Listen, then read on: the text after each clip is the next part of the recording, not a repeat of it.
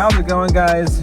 Flash with Flashbreaks coming at you with yet another blaster box break. Today we are going to open up something new, hopefully something exciting, and that is the new 26 Topps Chrome. The blaster box, I gotta say, it feels a little more snug in my hand, not as big as some of the other blasters, not as bulkier, and so I feel like the size of the product is the first thing that stands out. Like for 28 cards, you know, I feel like the packaging is more conducive, not as much blank space, I'm sure, inside. But this was released in most local retailers on the 28th, or no, so what's it, July 23rd, excuse me. So yesterday, I think, is when it hit the shelves. And I wanted to waste no time, actually ordered this online and for pickup, just because I was nervous about them, you know, speaking of my local GameStop anyway, I was worried they would sell out rather quickly. And there was actually, this is day 2, then still about half of the case on the shelf. So if this is good, I might go back for more. But here's the thing, it's $39.99, and that's something, you know, I know that everyone's big on Topps Chrome, and I feel like fanatics, you know, the people who are pricing this out, it's not so much on demand. There's plenty of supply, but it's one of those things where it's like there's plenty of supply and demand. And to me, I'm like, you know, if this wasn't the price point, you know, basic economics, the price point screams that maybe the demand is, or rather they're not overprinting. But I gotta think that Topps like Panini, or fanatics like Panini, just they are overprinting. I gotta think 4, 5, 6, 7. I'm not sure how anyone can really confirm. By the way, before we rip the packs, we got 7 packs, 4 cards per pack. Looking for the light board logo variation, static noise inserts. So I'm glad on the box. It's a clean looking box. I like that Aaron Judge is on it. Oh, there we go on the other side. Baseball seams in red, white, and blue refractor. So this is probably a one and done product. You know, this is same thing with football. I feel like baseball is not as popular as football. I should be like looking at a $34.99 price tag. That makes a little more sense. $29.99 also makes sense. That's the range that my mind's like, you know. I'm just gonna open up all the cards, and I'm not looking. I'm just ripping. Yeah, I feel like baseball should be priced lower than football, basketball. But for me, I'm paying for the ability to have this experience on top of the cards, and being able to get it in store and not have to pay secondary market price for them. That's why I wanted to be intentional. Ever since, you know, I think 2025 Topps Chrome Football taught me, like, you just got to pound. If you see it in store, you can't wait. You got to get it, because if you come back tomorrow, chances are they'll be gone. And even though baseball's not as popular of a sport, the Topps Chrome product is very popular, and it has been for a couple of years now. So we're looking for anything numbered. Ooh, I see something interesting. We'll see if we get any numbered cards or autographs. Really hoping that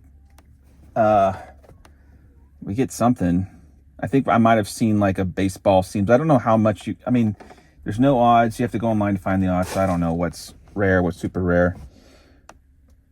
Ryan Ritter rookie card for the Rockies right off the bat. Justin Verlander somehow still in the league. CJ Abrams, Young-Hoo Lee. So they brought the Ray Waves back. Those lava-looking parallels are not numbered or anything. I think you should get more than 1 or 2 per. Bryson Stott, Acosta rookie for the Marlins. Dylan Cease, Cal Raleigh on the, what is this? Wrecking Crew. There we go. Wrecking Crew insert of Cal Raleigh. I root for Mariners and Cardinals. Speaking of Cardinals, there's J.J. Weatherholt. Mason Wynn. And here we got a some sort of baseball parallel of Chris Bassett. Unfortunately, not a rookie, but I guess maybe it's I don't know if that's the baseball seam or what, but it's our first parallel of the box. No clue how rare it is. If we see another one later on, we know nothing too crazy. Strider, Crawford, Sanchez. Ooh, this is a nice one. He's having a good year for the Red Sox. Is that a refractor? It is a refractor. Peyton Toll.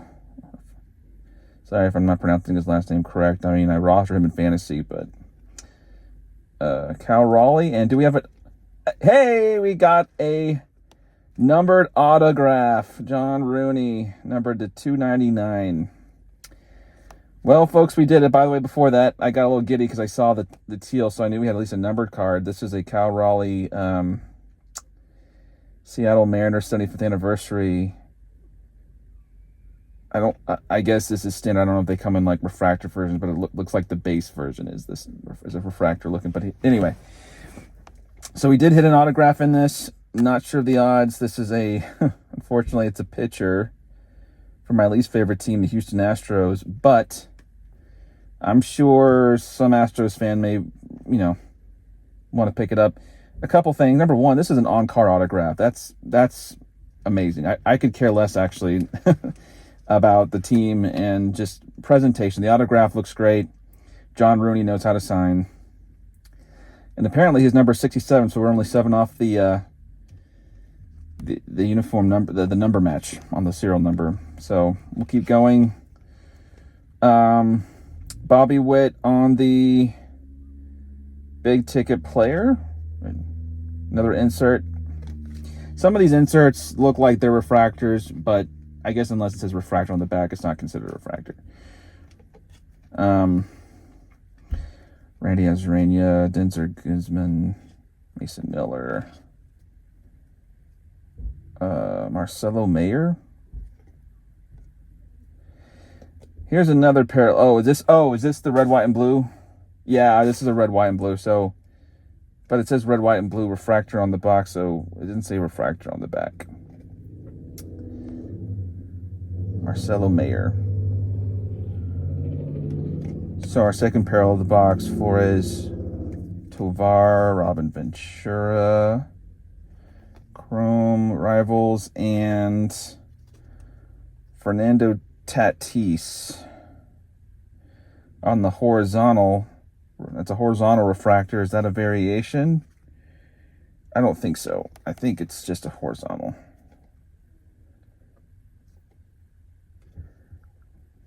Yeah, based on the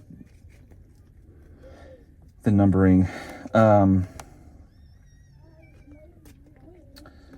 Justin Verlander. Interesting. Looks like, yeah, I mean, that's an interesting looking card because it seems like he's pitching out of a ballpark. Nope, it's just a zoom in shot there. We actually only had one of these ray waves just kind of going back through, so they probably realized, we put too much of these in the average hanger blaster retail product last year. Cal Raleigh. I thought the inserts looked clean. I like that, even though they're unnumbered, I thought that the border parallels look good. I think that they will help fetch a premium on, if they fall on the right player. I'm glad, we got our first rookie refractor on a pretty good player. You want to get the right market, so it's a pitcher, but if he's having an amazing year. And the hit of the box is definitely the autograph. A numbered on-card auto out of retail.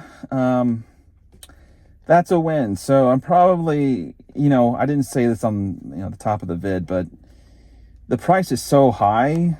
It's probably one and done, even if the outcome is good. And I gotta say, this makes the decision a little harder. Do I go back for more and risk it not being nearly as exciting, or just kind of, the one and done approach? The reason why I take it is, if you have a great box, chances are you're not going to do much better. So just leave all your head. And if you have a bad box, then the one and done approach is justified all the more. Just speaking of a dad with 5 kids, 10 and under, who's on a strict budget, who honestly, cards has to come near last, if not last on the pecking order priorities in life. But still, I enjoy whenever, my kids are at the splash pad having a good time. We're dividing and conquering. I got the older 3 watching them. We'll get out and soak up the sun and the water attractions, and then Liz has Eiley, our 2-year-old, and our 7-month-old Joy back home.